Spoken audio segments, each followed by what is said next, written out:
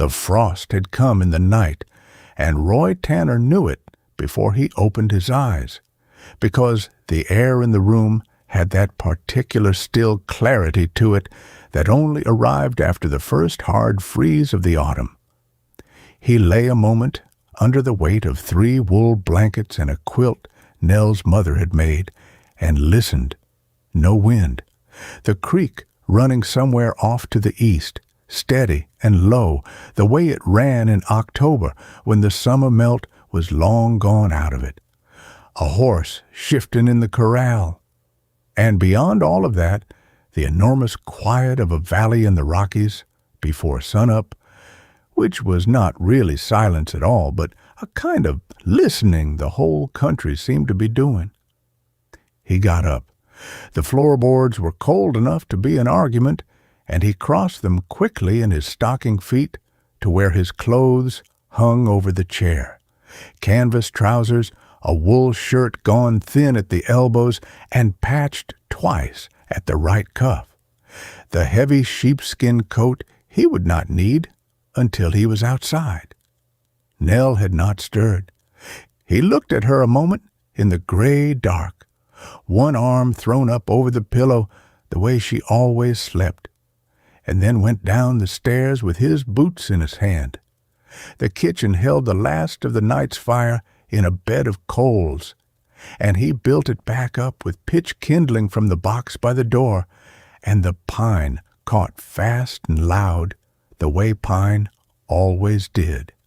He filled the coffee pot from the bucket, set it on the stove, and stood with his hands out over the growing heat, flexing his fingers until they came back to him. Through the window over the sink, the sky above the eastern ridge had begun to go the color of the inside of a shell. Everything below it was still black. The barn, the corrals, the line of cottonwoods that marked where the creek ran, the long, dark shoulder of the bench rising up behind. Frost had put a white coat over the whole yard and over the roof of the bunkhouse that had not held a hired man since the spring, and probably would not again until the spring after. And Roy noted this the way he noted the weather, without any particular feeling attached to it. Wages were scarce all over. A man ran his own outfit with his own hands these days, and his wife's hands, and in about an hour and a half, his son's hands too, before the boy walked the 1.25 miles down to the schoolhouse. The coffee came to a boil, and he took it off and let the ground settle, and poured a cup black and drank it, standing at the window, watching the light come. Nell came down while the eastern sky was going from shell to salmon, and she put on her apron and got the stove properly working and had bacon in the pan before he had finished his second cup. "Today's the day for it," she said. "Today's the day. Frost'll have taken the flies off them, and the grass up top is finished anyhow. They'll want to come down whether they know it or not. Arthur will be sore about missing it." "Arthur will be at school," Roy said, "and he will hear about it in great detail at supper, and that will have to do him." She gave a small sound of agreement and turned the bacon. From upstairs came the noise of 2 children being awake and not yet officially awake, which in that house was a distinct and recognizable stage of the morning. They came down a few minutes later, Dorothy first, 11, and already particular about her hair, and then Arthur, 8, who had put his sweater on inside out and had no intention of hearing about it. Breakfast was bacon and eggs from their own hens and biscuits, and a jar of choke cherry jelly Nell had put up in August, and a glass of milk each from the cow. And Roy sat at the head of the table and ate a working man's breakfast, and thought, as he sometimes did, that whatever else was true of these years, no one had ever gotten up from this table wanting more. Money was a thing that came in twice a year when the cattle went. Food was a thing the place made every single day, and it did it without being asked. "Are you bringing all of them down?" Arthur asked. "All that'll come. There's maybe 60 head up on the bench and another dozen scattered along the timber that'll take some finding." "I could find them." "I know you could," Roy said. "And in about 4 years, I'll be depending on it. Eat your eggs." The children went off at 7:30 with their dinner pails, Dorothy setting the pace, and Arthur following in a way that involved considerably more distance than the road strictly required, and Roy watched them a moment from the porch, 2 small shapes going down through the frost-whitened meadow, with their breath showing, and then he went to the barn. The barn in the morning was one of the better places on earth, and he had thought so since he was younger than Arthur. It was warmer than outside by a good margin, all of it animal heat held under the loft, and it smelled of hay and horse and the neat's foot oil he used on the tack. Dutch, the big line-back dun he had ridden for 9 years, put his head over the stall door and made the low, rumbling noise in his chest that he made every single morning without exception, and Roy took his ears in both hands the way the horse liked before he did anything else at all. Long day, he told him. Dutch was in favor of it. He brushed him down, working the curry comb in slow circles over the barrel and the shoulders and along the back where the saddle would sit, and picked out all 4 feet and set the blanket on and swung the saddle up. A Miles City rig his father had bought in 1911 that had been rebuilt twice and would very likely outlast Roy himself. He checked the cinch and let it be for a minute, and checked it again because Dutch was an honest horse in every respect, but that one, and would fill himself with air if a man let him. Pete the cowdog appeared from wherever cowdogs spend the night and stood by the barn door vibrating. They rode out at 8:15, with the sun just then coming over the ridge and putting the first real light down the valley. It came all at once, the way it does in the mountains. One moment the meadow was blue and frozen, and the next it was pouring gold. Every frosted grass stem lit up and steaming faintly as the frost began to go off it. Roy pulled his hat brim down and rode into it. The trail up to the bench was a switchback through aspen, and the aspen had turned. He had lived in that valley his entire life, and he still slowed the horse for it. The whole hillside was gold, not yellow, gold, the leaves so thin the sun came through them and made the light under the trees the color of weak honey, and the trunks white and black marked standing up out of it, and every few seconds a leaf letting go and coming down flat and slow, turning over, taking its time about it. There was no wind at all. The only sounds were Dutch's shoes on the rock and the creak of the saddle, and somewhere below and behind, the creek. He came out on top into open grass country with the mountains standing up blue and clean to the west. And there they were, cattle scattered across a half-mile of bench in 2s and 3s, heads down, red-brown Herefords with the white faces, working at grass that had cured out to the color of straw and had about as much feed left in it as a man could ask of October. Roy sat and looked at them for a minute before he did anything. That was a habit his father had drilled into him, and he had never once regretted it. You looked at cattle before you moved cattle. You counted what you could. You saw how they were standing and how they were spread. You noticed the one that had gone off by herself and the one that raised her head at you first. It took 2 minutes, and it saved an hour. Then he put Dutch out at a walk along the low side, and Pete went wide without being told, and they began to gather. It was not fast work, and it was not supposed to be. You did not run beef off a mountain. You took the fat off them that way, and the fat was the entire point. Roy rode the edges and let the herd form itself, pushing one bunch gently into the next, letting a cow find her calf before he moved her, riding out around a small knot of them that had gotten stubborn in some willows and bringing them along from the far side. Pete worked the heels of the slow ones and came off them the second they moved and lay down when Roy raised 2 fingers, and there was very little talking involved in any of it, and none of it hurried. By 10:30, he had them bunched, 63 head by his count, which meant 9 or 10 still out in the timber, and he left the main bunch standing quiet in a swale and went to find the rest.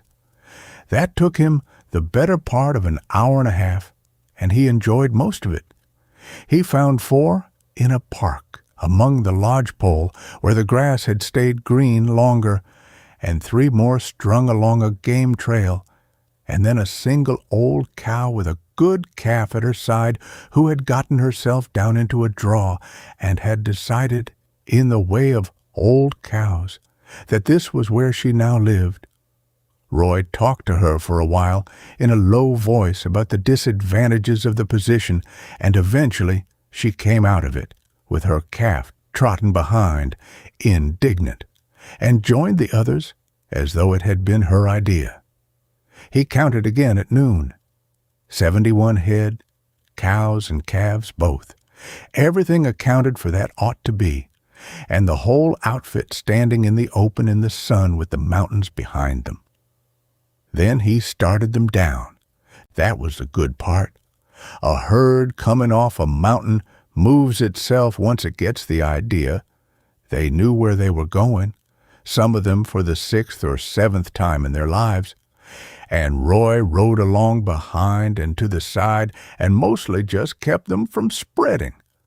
The sound of it filled the whole hillside, the low knock and clatter of hooves on the trail, the constant conversation of cows and calves finding each other, a cough, the creak of his own saddle, Pete's feet in the leaves. The dust they raised was thin and gold in the slant light coming through the aspen, and it hung there behind them and drifted off into the trees.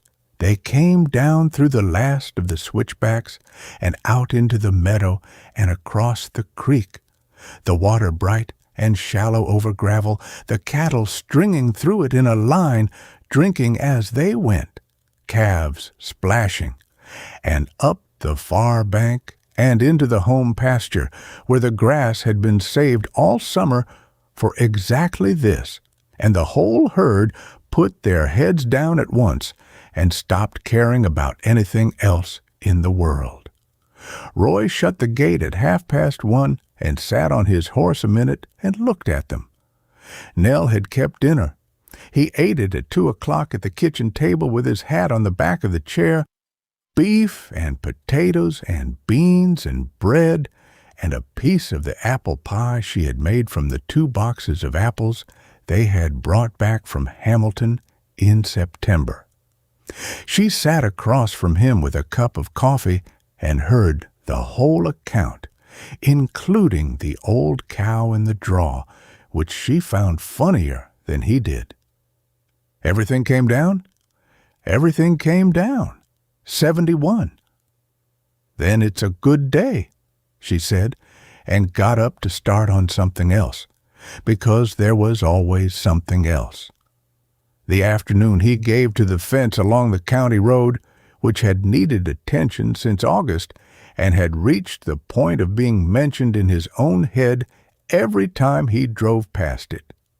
He loaded the wagon with a roll of wire and a hammer and staples and a fencing tool and the shovel, and hitched the team and worked his way down the line, taking the sag out of it, driving new staples where the old ones had backed out of the posts, splicing a strand that had parted, replacing 2 posts entirely where the bottoms had gone soft, tamping the dirt back around them in layers with the end of the shovel handle the way it had to be done if you didn't want to do it again in 2 years.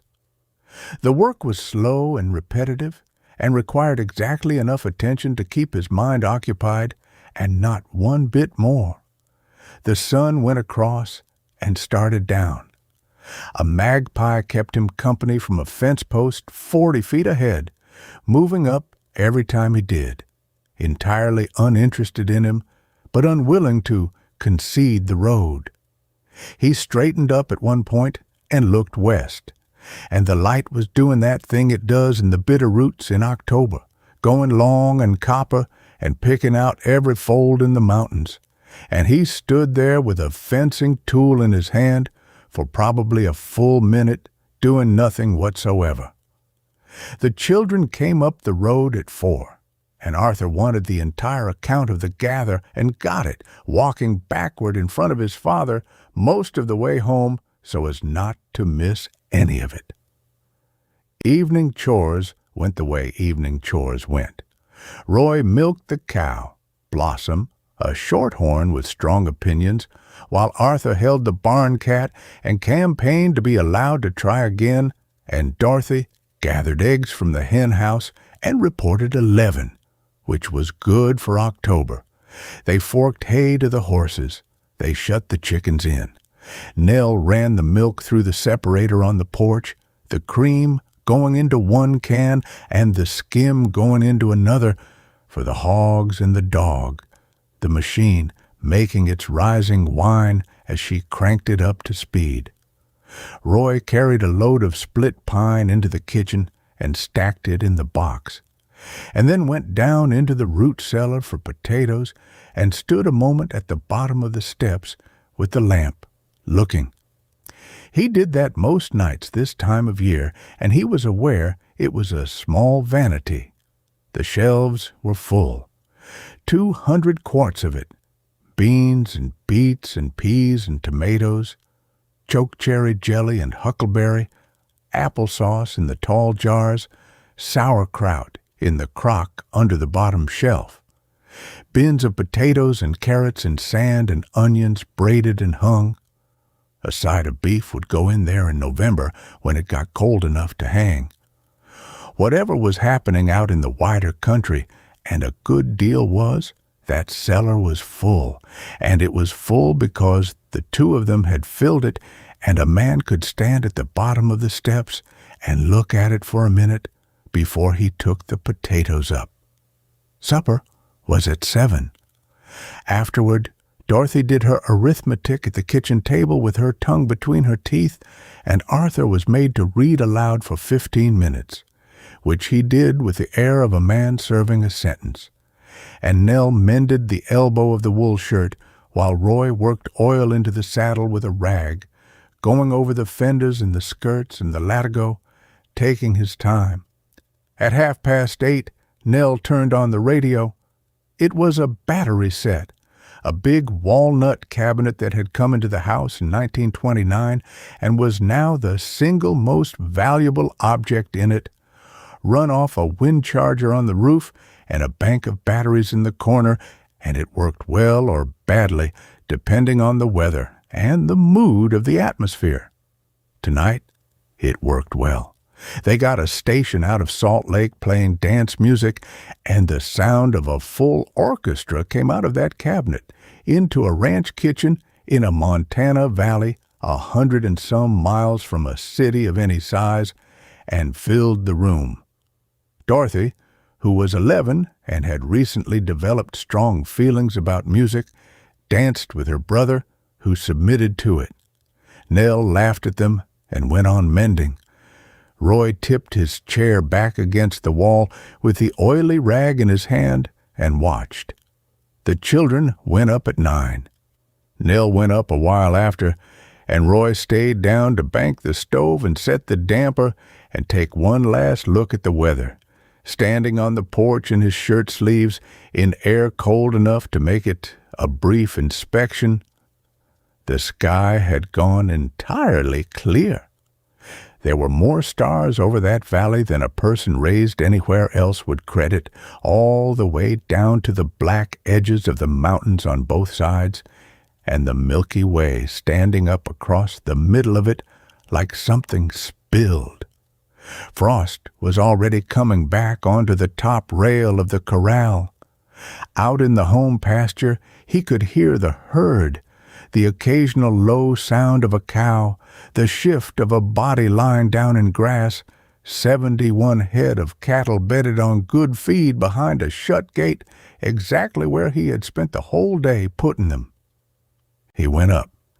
The bedroom was cold, and the bed was not, quite, because Nell had been in it 20 minutes. His body gave him the day's report as he settled, the deep pull across his thighs and lower back from 9 hours in the saddle, which was a good honest tiredness, and the kind he had known his whole life.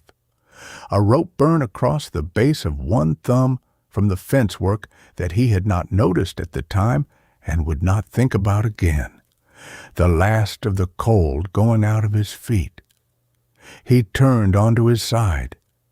He thought about tomorrow without any particular urgency. The calves would want sorting before long, and there was the stretch of fence at the upper end still to do. And the stove wood ought to be got in from the timber before the snow came in earnest.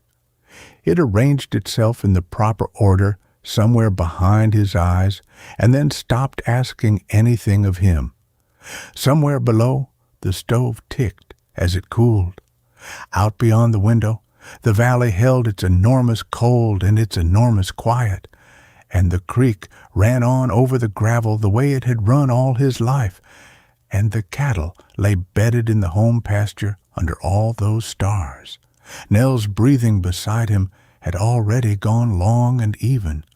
Roy Tanner lay in the dark with the whole good ordinary day settling into him, the gold light coming through the aspen, the sound of 71 head coming down off the mountain, the full shelves at the bottom of the cellar steps, an orchestra playing in a kitchen 100 miles from anywhere, and his eyes closed and stayed closed, and he slept.